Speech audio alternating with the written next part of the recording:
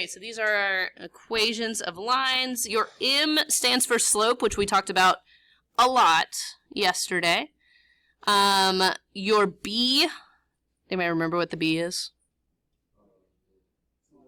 Yeah, awesome, yeah, the y-intercept. So, M is your slope, your B is your y-intercept, or where your line crosses that y-intercept, okay?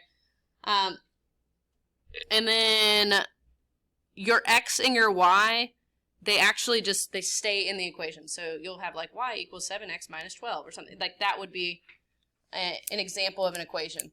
But in order to find that, and we'll come back to this later, in the bottom half of this page, we're going to follow these steps and substitute the ordered pair to solve for B. But for this first one, it's these first couple problems. I'm going to do this one, and then I'm going to have you do this one on your own.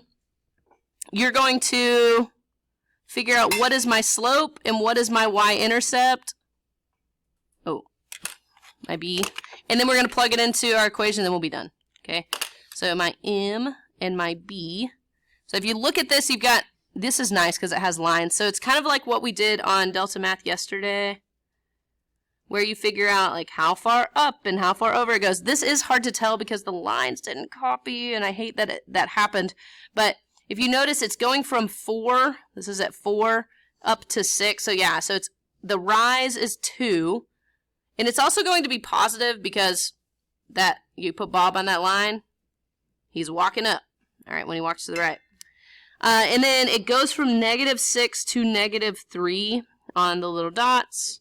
So, yep, it would be 3. So your slope is going to be 2 over 3. And then when you have a graph, it's super easy to figure out your y-intercept because this 8 is where it crosses the y-intercept. So it's going to have to be an 8 there for the B. So your final answer is y equals 2/3 x plus 8. And that's, you know, what it would look like. All right. So what I'm going to pause for a second, and I want you to do this one, and then we'll come back and we'll go over those answers, okay? One thing I want to point out here, it's like your slope and your y-intercept. The slope, but just by looking at the graph, you know if it's positive or negative. So just by looking at, you put Bob on that line. Is Bob, when he walks to the right, is he going up or down? Down, right? So it's a negative slope. So this is going to be negative right here. So we have a negative slope. We go down, and this is, honestly, this is kind of hard to see as well. You go down 1 over 1. So your slope would be 1 over 1, which is just simply, your slope is 1, -1. Yeah, because you go down 1 over 1, and your slope is going to be negative. And then it goes over the y-intercept at -8. So make sure you didn't put positive 8, you put -8 there. Those are the main things I see when people get these wrong, is they have the wrong sign. Because we cross the y-intercept right here in -8. So y equals -x minus 8. And you don't have to put -1x, you can just put -x. Right, exactly. Because it's saying there's 1x. It's like assumed. We have -1x, but you don't have to write 1, because x is just the 1. Yeah, that's a great way to put it. Okay, let's move on to these, and we're moving right along here. So we have M, and we have a point, and we're writing an equation of line in slope-intercept form that goes through M, and it goes through this point. So this is actually going to be my x and my y. So what we're going to do is for y equals mx plus b, we have 3 of the 4 things we need to solve for b. Solve for b. We've got 7 equals 1 times -2 plus b. And then I'm going to pause for a second and give you some time to write that in. All right, so 1 times -2 is -2. And then you're trying to get b all by itself. Do we have to divide it all? You don't need to. But we do need to get that 2 on the other side of the equation. So we're going to just add 2, add 2. B equals 9. All right, now we have all the things we need. We have m equals 1. We have b equals a positive 9. So y equals x plus 9, and we're done.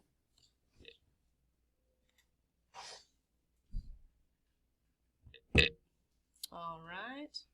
Let's look at this one. This is my x and this is my y, and it's very helpful to like label these out, and because if you end up switching these around, the thing that gets confusing, I think, for most people is you have to put the y value first. So negative 3 equals 5 times negative 2 plus b, because your x is negative 2 and that's negative 3, but it's listed the other way around. So a lot of people want to put the negative 2 here and the negative 3 here, and then they end up getting it wrong. So try to, make sure you don't do that. First up, you're going to multiply negative 10 plus b. Bring everything else down. So 5 times negative 2 is negative 10. Add 10 on both sides. Negative 3 plus 10 is a positive 7. Adding those integers can get kind of confusing, so just make sure if you need to check yourself, use the calculator. But it's 10 bad guys, or 3 bad guys, 10 good guys. They fight it out. There's 7 good guys left. Okay, so your b is 7, and we can plug those things in. Y equals 5x plus 7. So hopefully this isn't like overly complicated so far.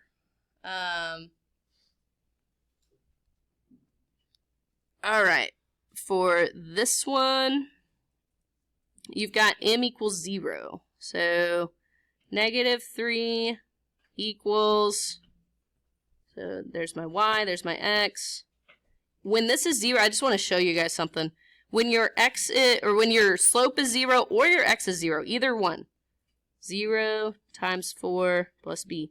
What ends up happening is this is your y-intercept. Whatever your y value is your y-intercept, because those are going to cancel out. So negative 3 equals b, that's your y-intercept. That's what, yeah. But now your slope is a horizontal line, so we've got to remember how do we write that, because that gets a little bit confusing, because y equals, and then like nothing goes there, right? Because 0 times whatever your x is, it's just going to cancel out. So y is going to be negative 3.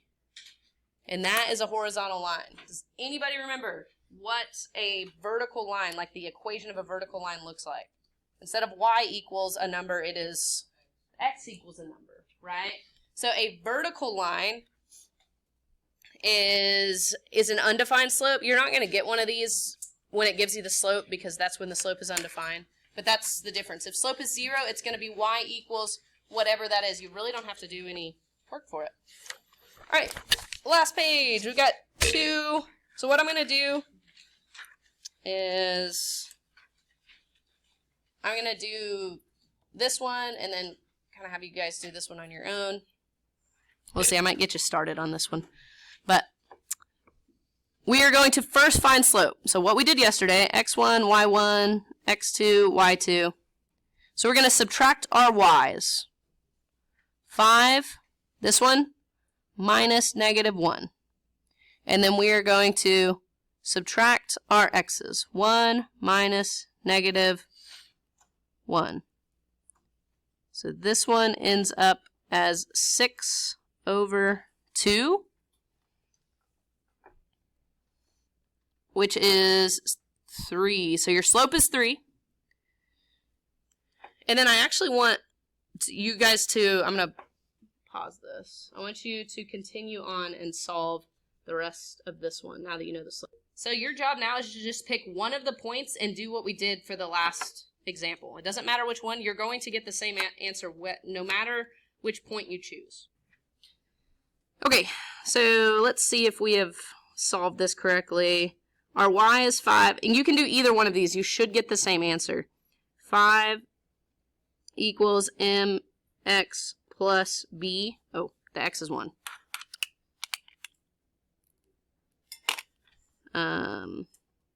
So 3 times 1 is 3. 5 equals 3 plus b.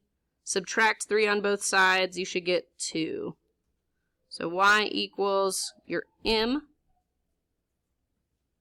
3x plus 2. And then I'll show you guys the other way, like with the negative ones. Negative 1 equals 3 times negative 1 plus b. So let's see. 3 plus b. So we're going to add 3 on both sides, and you should get 2. Okay, so hopefully you had that done, and you got 2 either way. If you, I did it both ways for you, so if you messed up, hopefully you can figure out where you messed up. And then I want to do this last one because it has a fraction for the slope, and I want to show you an example that has that. Y equals, it's the same one, 3x plus 2. So stick with me. I know you guys are tired and it's Friday, and but you can do this. So we have our x1, y1, x2, y2. We're going to change the numbers here. So 3 minus negative 6, 8 minus negative 4. So I'll kind of go through this first part quickly. We've done a lot of slope. 9 over 12 is what you get, and then you get 3 over 4 for the slope. So notice the slope is a fraction. On all the other ones, the slope is not a fraction.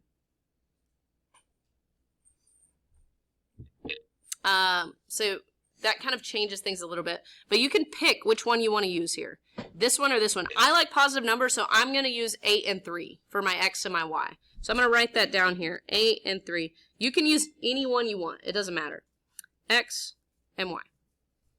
So y equals mx plus b. You're going to plug those things in. 3 equals 3/4 x plus b. So plug those, your m, your x, your y, in for your b.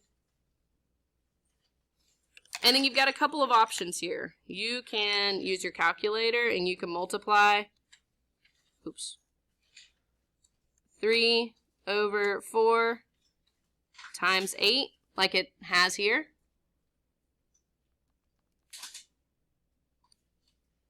And it comes out to 6. Or you can multiply the top two numbers. 3 times 8 is 24. See, you multiply those, and that's 24. You divide it by 4, and you get 6. But you can just put that into the calculator if you're struggling with that.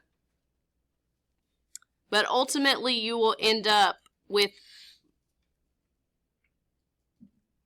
3 minus 6, so negative 3 for B. Okay, so I know this looks like a lot, but it's really just like plugging numbers into the right spot, and then you can use your calculator to solve this out to get 6 and then subtract on both sides. The steps are pretty much the same every time. But ultimately our formula is y equals mx plus b. And notice I don't put a plus sign there. I'm going to put a minus 3 because my slope is negative 3. Or, not my slope. My y-intercept is negative 3. My slope is a positive 3/4.